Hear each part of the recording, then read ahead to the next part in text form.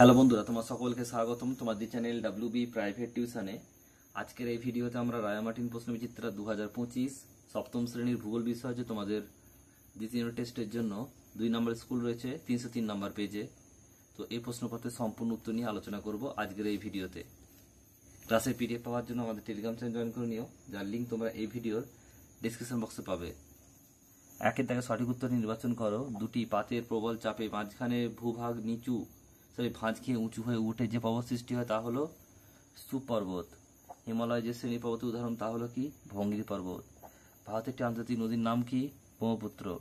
অনিত্যবাহ নদী মানচিত্রে যে রঙ দেখানো হয় কালো। শিলা হলো একটি কি? মৌলিক পদার্থ। মার্বেল যে প্রকৃতির শিলা তা হলো কি? রূপান্তরিত শিলা। ইউরোপ ও আফ্রিকা মহাদেশের মাঝে অবস্থিত কি? জিব্রাল্টার প্রণালী। সাহারা শুকনো গিরিখাত কি? ওয়াদি। ওক গাছ দেখা যায় যে জলবায়ু অঞ্চলে? ভূমধ্যসাগরীয় জলবায়ু অঞ্চলে। ভিক্টোরিয়া জলপ্রপাত যে নদীর উপর অবস্থিত তা হলো কি? জাম্বেজি।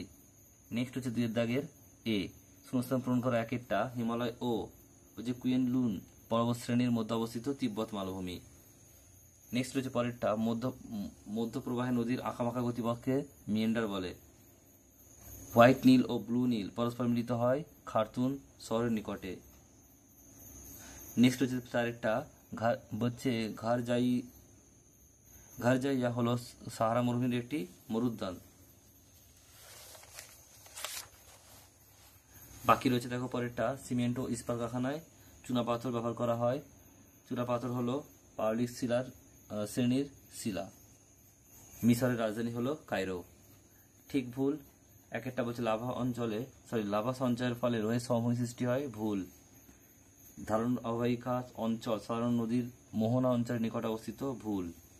সিয়েরটা বলছে দেখো গিনি উপকূলে খামসিন বাতাসকে স্থানীয় ভাষায় কি বলে? হারবার টান। বাকি যে প্রসঙ্গ রয়েছে দেখো 3, 4 এবং 5 দাগের, এটা তোমরা পিডিএফ এ দেখে নেবে।